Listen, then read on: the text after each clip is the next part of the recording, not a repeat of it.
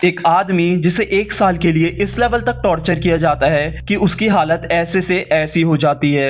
And the disturbing part है कि ये सब एक लाइव स्ट्रीम पर होता है जहां मिलियंस के काउंट में लोग ये सब होता हुआ देख रहे थे। ईयर 1998, इस टाइम जापान में एक रियलिटी टीवी शो लॉन्च होता है जिसका नाम था सुसुनु देनपा शोनेन, जो कि कुछ सालों बाद ही काफी ज्यादा कंट्रोवर्शियल होने वाला था क्योंकि इस रियलिटी टीवी शो के चैलेंजेस इतने ज्यादा मेंटली एंड फिजिकली ट्रॉमेटाइजिंग थे कि आप लोग सोच तक नहीं सकते।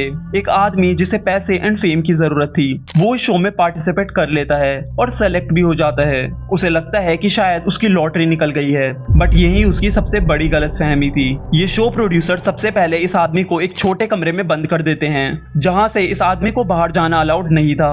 इवन यहाँ पर उसके लिए बेसिक नेसेसिटीज भी नहीं थी, लाइक फूड, क्लोथ्स या एंटरटेनमेंट के लिए कुछ भी। यहाँ तक कि जो कपड़े उसने पहने थे वो भी उतरवा दिए जाते हैं। बेसिकली इस आदमी को ये सब कुछ स्टार्टिंग से अर्न करना होता है और ये सब चलता है अगले 1 साल तक। अगले 15 महीनों तक इस आदमी को फिजिकली एंड मेंटली इस लेवल तक टॉर्चर किया जाता है जो बहुत ही ज्यादा इनह्यूमन है। And the disturbing part is कि इस आदमी के साथ ये लोग जो कुछ भी कर रहे थे वो टेलीविजन पर ब्रॉडकास्ट हो रहा था एंड मिलियंस के काउंट में लोग इसको देख भी रहे थे। तो आखिर कौन था ये शख्स और क्या हुआ इन 15 महीनों में उसके साथ, ब्रीफली डिस्कस करेंगे हम आज की इस वीडियो में।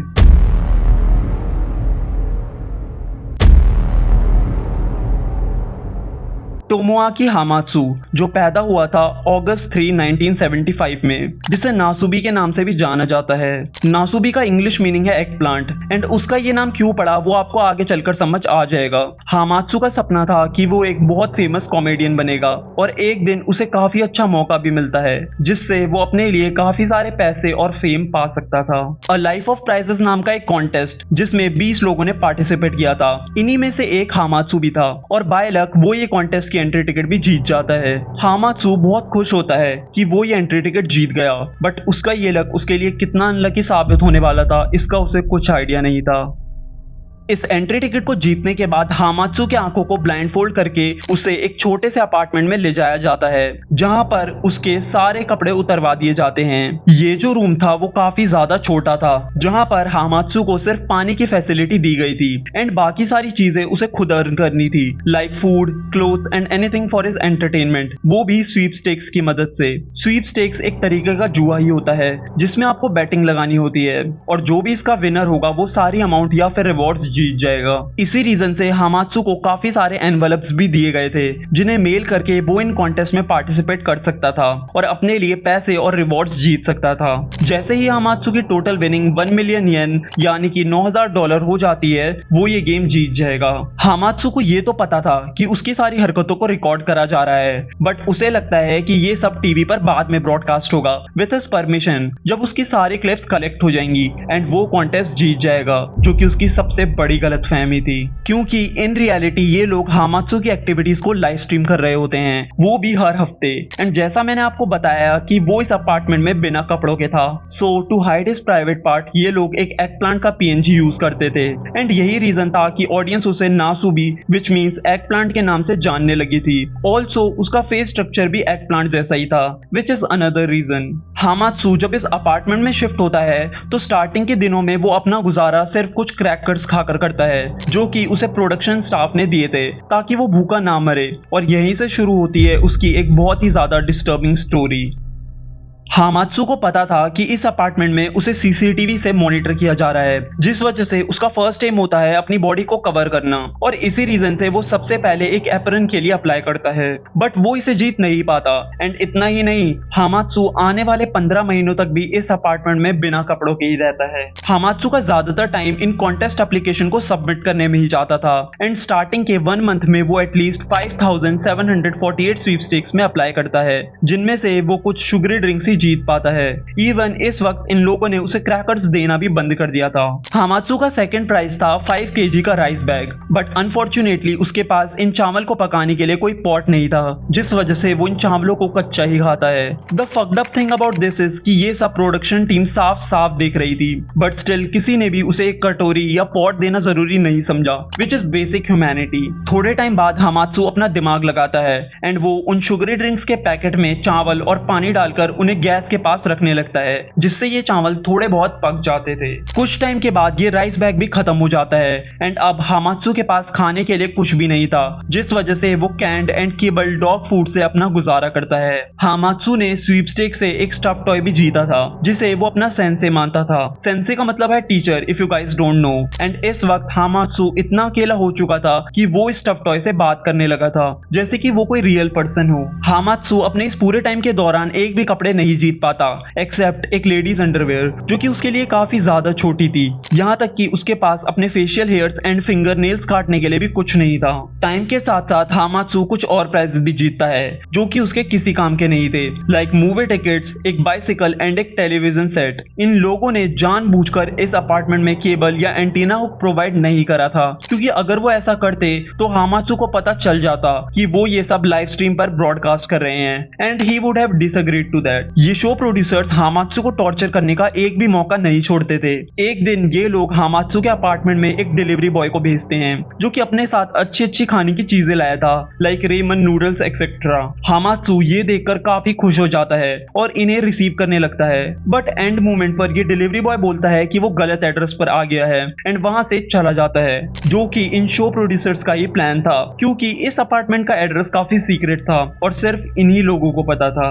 धीरे धीरे 6 महीने बीत जाते हैं एंड अभी तक हामात्सु अपने टारगेट की 50% अमाउंट ही कलेक्ट कर पाया था, विच वॉज 5 लाख येन। और इतना अमाउंट कलेक्ट करने के लिए उसने करीब 38,000 प्लस स्वीपस्टेक्स एंट्री करी थी। तो आप सोच सकते हो ये कितना ज्यादा टफ एंड स्ट्रेसिंग रहा होगा उसके लिए। इस 6 महीने के टाइम में ये शो काफी ज्यादा पॉपुलर हो चुका था और बहुत सारे local news media, fans and paparazzi Hamatsu की रियल लोकेशन ढूंढकर निकाल लेते हैं, जिसके बाद वो लोग उस अपार्टमेंट के बाहर एक कैमरा और फोन लेकर पहुंच जाते हैं। एक दिन आधी रात को ये प्रोड्यूसर्स हामात्सु को बीच नींद से उठाते हैं और उसे ब्लाइंडफोल्ड करके एक न्यू जगह पर शिफ्ट कर देते हैं। ये न्यू रूम भी पहले की तरह काफी छोटा था, जहाँ पर काफी सारी मैगजीन्स एंड एनवेलप्स पड़े थे। एंड जैसे मैंने आप लोगों को बताया था कि अभी तक ये शो बस हफ्ते में एक दिन संडे को ब्रॉडकास्ट हो रहा था, बट इतने सारे फैंस और सपोर्ट देखने के बाद ये शो प्रोड्यूसर्स हामात्सु को 24/7 लाइव कर देते हैं। अगले 3 महीनों में हामात्सु अपने 1 मिलियन येन के गोल की 2/3 अमाउंट कलेक्ट कर चुका था और इस बीच वो कुछ और आइटम्स भी जीतता है, एक वाटरमेलन, स्पाइस गर्ल्स की मूवी टिकट्स एंड एक VHS प्लेयर, जिसे वो टीवी में डालकर अपने आप को थोड़ा बहुत एंटरटेन कर सकता था। इन 3 महीनों के बाद हामात्सु का लक काफी ज्यादा खराब होने लगता है। आप इससे अंदाजा लगा सकते हो कि एक हफ्ते के बीच में वो कोई भी आइटम नहीं जीत पाता।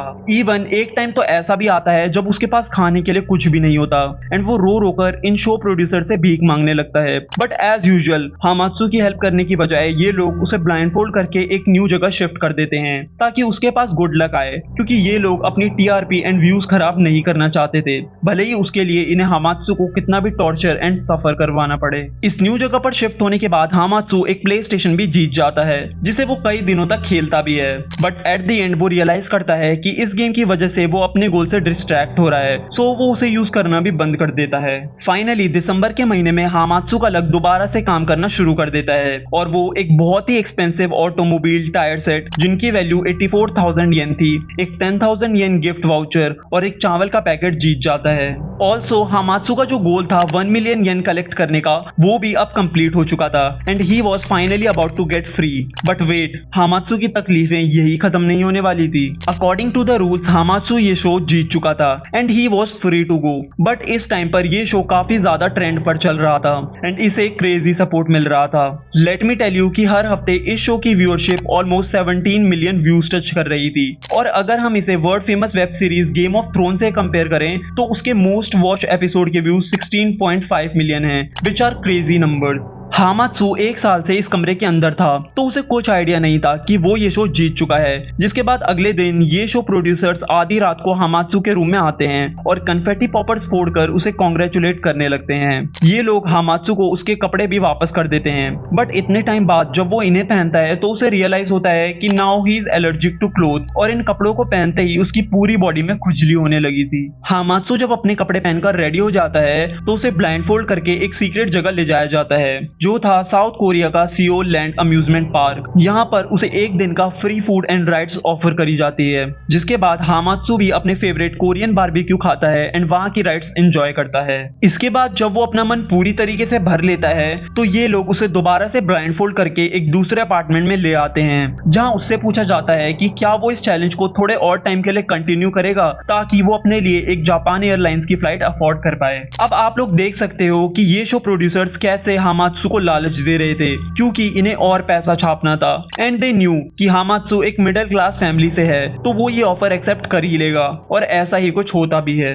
हामात्सु इस ऑफर को एक्सेप्ट कर लेता है क्योंकि उसे घर जाने के लिए एक फ्लाइट जीतने का मौका मिल रहा था एंड वो सोचता है कि जब मैं इतने टाइम तक रुक ही गया हूँ तो थोड़े टाइम और क्यों नहीं। इसके बाद हामात्सु की वही जर्नी दोबारा से स्टार्ट होती है, बट इस बार वो अपना ये एम 1-2 महीने में ही पूरा कर लेता है, जिससे इन शो प्रोड्यूसर्स का मन नहीं भरता। तो वो हामात्सु को बोलते हैं कि तुम अपनी इकोनॉमिक क्लास की प्लेन टिकट को बिजनेस क्लास कर सकते हो अगर तुम इसे कंटिन्यू करना चाहो तो, एंड हामात्सु इस बात से एग्री कर लेता है। 1 महीने बाद हामात्सु इस टारगेट को भी पूरा कर देता है, बट स्टिल अभी भी शो प्रोड्यूसर्स के लिए ये इनफ नहीं था, तो वो उसे बिजनेस क्लास से फर्स्ट क्लास की प्लेन टिकट्स का ऑफर करते हैं एंड ही अग्रीज। अब आप लोग भी सोच रहे होंगे कि हामात्सु क्यों ही बार बार खुद से इन लोगों का ऑफर एक्सेप्ट कर रहा था, वो आपको अभी आगे चलकर समझ आ जाएगा। एट लास्ट फाइनली 2 मंथ बाद हामात्सु अपना ये टारगेट भी पूरा कर लेता है। इट मींस अब वो ये शो पूरी तरीके से जीत चुका था, जिसके बाद प्रोडक्शन टीम के मेंबर्स उसे दोबारा से कपड़े पहनाकर ब्लाइंडफोल्ड से उसकी आंखें कवर कर देते हैं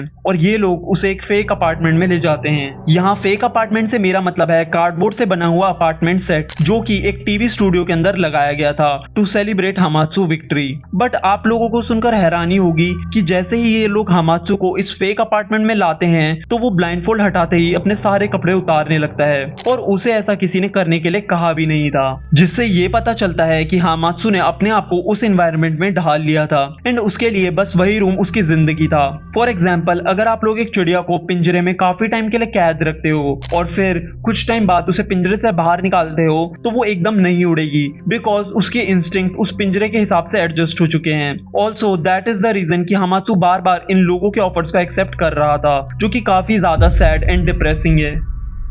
जिस टीवी स्टूडियो में हामात्सु को लाया गया था वहां पर काफी सारी ऑडियंस भी आ रखी थी जिन्होंने हामात्सु की इस जर्नी को फॉलो किया था एंड ये सब लोग मिलकर एक काउंटडाउन करना स्टार्ट करते हैं। इस काउंटडाउन के खत्म होते ही इस फेक अपार्टमेंट सेट की दीवारों को नीचे गिराया जाता है, जिसके बाद यहाँ बैठे सारे लोग हामात्सु के लिए क्लैप करने लगते हैं। जब हामात्सु ये सब देखता है तो वो काफी ज्यादा शॉक हो जाता है, क्योंकि उसके लिए तो ये शो अभी तक ब्रॉडकास्ट ही नहीं हुआ था। फाइनली हामात्सु ये शो जीत जाता है, और जब वो इसे जीतकर वापस अपने घर आता है तो उसे काफी ज्यादा प्रॉब्लम्स फेस करनी पड़ती है। लाइक उसे कपड़े पहनने में दिक्कत होने लगी थी, वो लोगों से घुल मिल नहीं पा रहा था, इवन वो प्रॉपरली लोगों से कन्वर्सेशन तक नहीं कर पा रहा था, which shows that his mental health was also affected by this. थोड़े टाइम के बाद जब हामात्सु वापस नॉर्मल हो जाता है तो वो एक डायरी लिखना भी स्टार्ट करता है, जिसमें उसने अपने इन 15 महीनों के पर्सनल एक्सपीरियंस के बारे में लिखा था एंड इसे पब्लिश करने के कुछ टाइम बाद ही ये डायरी उस वक्त जापान में बेस्ट सेलर भी बन जाती है। अपने साथ इतना बुरा एक्सपीरियंस होने के बाद भी हामात्सु आज के टाइम पर लोगों को मोटिवेट करता है।